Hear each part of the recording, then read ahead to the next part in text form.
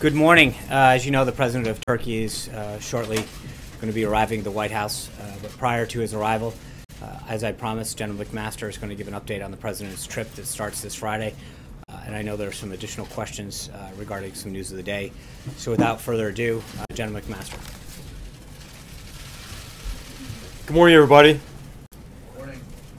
Hey, last week we discussed the President's upcoming trip. I promised I'd come back and go through the schedule in more detail. I'm happy to do that today. And Sean tells me there's another topic you might want to talk about as well. So I'm happy to answer any questions about that after we go through the schedule here. But first of all, Secretary Tillerson will accompany the President for most of the trip, breaking off just before the G7 meeting. And as you know, the trip will begin in Saudi Arabia. It's a historic trip. After an arrival ceremony in Riyadh, the President will have coffee with King Salman, attend a royal banquet, and hold bilateral meetings with the King, the Crown Prince, and the Deputy Crown Prince. He will also participate in a signing ceremony of several agreements that will further solidify U.S.-Saudi security and economic cooperation. That evening, the President and the First Lady will join members of the Saudi royal family for an official dinner. The next day, the President will hold bilateral meetings with Gulf Cooperation Council leaders, as well as broader meetings with all of the Gulf state leaders. In the afternoon, he will meet and have lunch with leaders of more than 50 Muslim countries, where he will deliver an inspiring yet direct speech on the need to confront radical ideology and his hopes, the President's hopes, for a peaceful vision of Islam to dominate across the world. The speech is intended to unite the broader Muslim world against common enemies of all civilization and to demonstrate America's commitment to our Muslim partners. The President will then participate in the inauguration of a new center intended to fight radicalism and promote moderation. By establishing and operating this center, our Muslim friends, including Saudi Arabia, are taking a firm stand against extremism and those who use a perverted interpretation of religion to advance their criminal and political agendas. The President also looks forward to participating in a Twitter forum with young people who will be able to live tweet his remarks to people all over the world. The President will then continue on to Jerusalem, where he will meet with President Rivlin and lay a wreath at Yad Vashem. The President will then deliver remarks at the Israel Museum and celebrate the unique history of Israel and of the Jewish people, while reaffirming America's unshakable bond with our closest ally in the Middle East. Later that day, he will meet with Prime Minister Netanyahu. That night, the President and the First Lady will join the Prime Minister and Mrs. Netanyahu for a private dinner. The following morning, the President will meet President Abbas in Bethlehem, where he will convey his administration's eagerness to facilitate an agreement that ends the conflict. And he will urge Palestinian leaders to take steps that will help lead to peace. And he will visit the Church of the Holy Sepulchre and say a prayer at the Western Wall. In Rome the next day, the President will have an audience with the Pope at the Vatican. He looks forward to celebrating the rich contributions of Catholics to America and to the world, and to discussing a range of issues of mutual concern, some of which I summarized last time. Before leaving the Vatican, the President will meet the Cardinal Secretary of State and will tour St. Peter's. Later that afternoon, the President will meet with the King and the Prime Minister of Belgium and the heads of state and government of the host country to the NATO alliance. He'll also meet President Mattarella before departing Rome for Brussels. The next morning, the President will travel to the EU headquarters to meet with the presidents of the European Union and of the European Council. He'll then hold a working lunch with the newly elected President of France, whom he will meet in person for the first time. That afternoon, the President will deliver remarks at the unveiling of NATO's memorial to our shared struggle in front of a piece of the Berlin Wall and a segment of the World Trade Center. He will reaffirm America's commitment to the alliance and repeat his insistence that for the good of the alliance, all members must share responsibility and share burden. Joined by Secretary Mattis, he will participate in the NATO leaders meeting and dinner before then traveling to Sicily for the G7. Throughout the summit, he will meet bilaterally with leaders, including the Italian Prime Minister. In the formal meetings, he will press America's economic agenda and call for greater security cooperation. On the first night of the summit, he will also attend a concert performed by the La Scala Philharmonic Orchestra, followed by a leaders' dinner hosted by the President of Italy. Before departing Italy for home, the President will speak to American and Allied servicemen and women and their families. He will thank them for their sacrifices they all make to keep us safe, and also recap the highlights and accomplishments of the trip. And so I'll ask Sean to call on any of you who have questions. Thanks. General McMaster. Thanks a lot, General McMaster. You came out to the stakeout area yesterday, and coming out to the stakeout area, you said that the Washington Post story, which came out late yesterday afternoon, was false. Do you stick by that assertion? Do you think that every element of that story is false? And do you have anything to correct in terms of what you said at the podium yesterday afternoon? No, I stand by my statement that I made yesterday. And what I'm saying is really the premise of that article is false, that in any way the President had a conversation that was inappropriate or that resulted in any kind of lapse in national security. And so I think the real issue, and I think what I'd like to see really debated more, is that our national security has been put at risk by those violating confidentiality and those releasing information to the press that could be used connected with other information available to make American citizens and others more vulnerable. General, was classified information released? General, was classified information released? Sir, can you tell us if Prime Minister Netanyahu would join President Trump at the Western Wall? And does the President believe that the Western Wall is part of Israel? It's part of his, I'm sorry.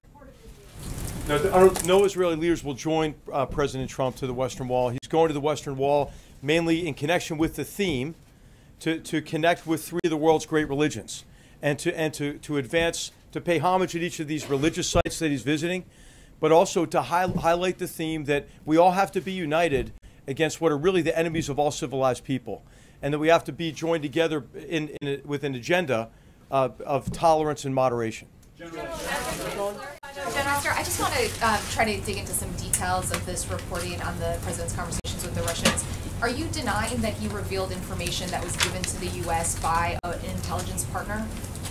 So what we don't do is discuss what is and what wasn't classified. What I will tell you is in the context of that discussion, what the President discussed with the Foreign Minister was wholly appropriate to that conversation and is consistent with the routine sharing of information between the President and any leaders with whom he's engaged. Was it information the U.S. received from an intelligence partner? I'm not going to be the one to confirm that sort of information that could jeopardize our security. U.S. allies that do have these types of intelligence sharing relationships with the U.S. will stop providing that information? No, I'm not concerned at all. That conversation was wholly appropriate to the conversation, and I think wholly appropriate what the expectations are of our intelligence partners. If I can follow on that, General, have you reached out to foreign partners who might have contributed such information to the U.S. and talked to them about it, tried to reassure them?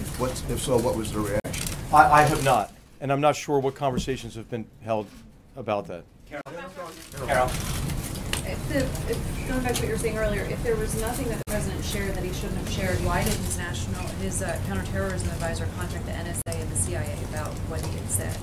You know, I would say maybe from an overabundance of caution, but I'm not sure. I mean, I've not talked to Mr. Bossert about that, about why he reached out. There, so what presumably you would understand why there was a reason to reach out. Sure, I was in the room. The Secretary of State was in the room, as you know. The Deputy Assistant, the Deputy Advisor for National Security, Dina Powell for Strategy, was in the room, and none of us felt in any way that conversation was inappropriate. General, Thanks, Sean. General, if you can tell us, when was the decision made to share that information with the Russians? Did the President spontaneously on the spot decide to give that information over, or was there an interagency process or some kind of formal decision-making process in advance of that meeting with the Russians last week? Well, as you know, the president, it's wholly appropriate for the president to share whatever information he thinks is necessary to advance the security of the American people. That's what he did. As to your question on had that information been shared previously, I'm not sure about that. When did he make that decision, though, sir? When did he make the decision? When did he make the decision to share the information? He made the decision in the context of the conversation, which was wholly appropriate. So let's just, I think it's worth recapping one thing here.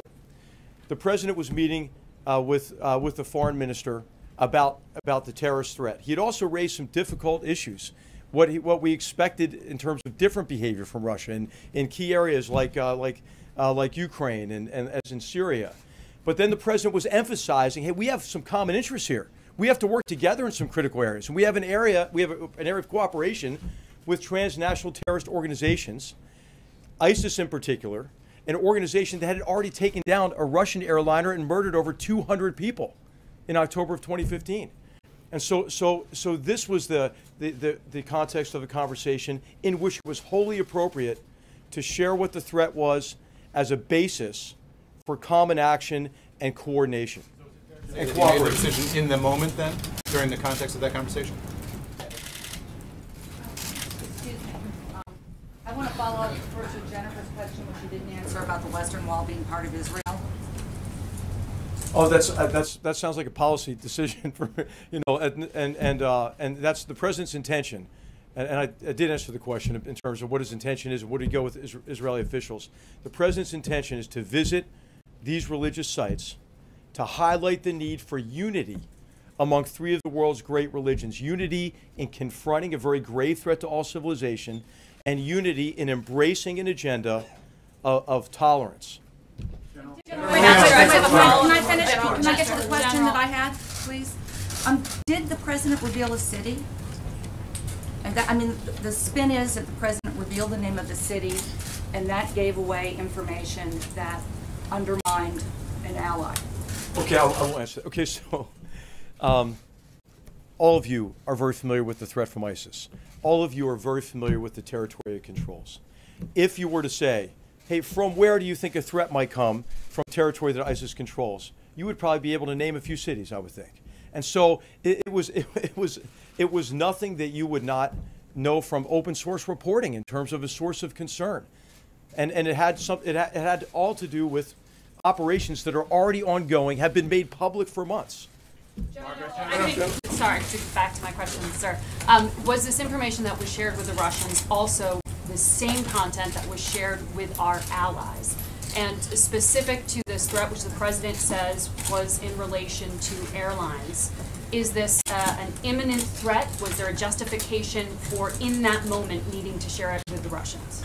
Yeah, I don't want to get into specifics of what exact information is shared with what exact allies, but information on this topic of the threat to aviation was shared with multiple allies. And as you know, there are already policies being put in place to protect against that threat. And you and many others have reported widely on this. Something that our allies did not. Is that what you are saying? In terms of the specifics, I have no basis for comparison on what was shared with what country. But I will tell you that it was our impression of all of us that were in the meetings, I've mentioned already, that what was shared was wholly appropriate given the purpose of that conversation and the purpose of what the president was trying to achieve through that meeting. But there's no imminent threat. General, when you came out after the story broke, you said that the president did not disclose any sources or methods. He did not reveal anything about military operations.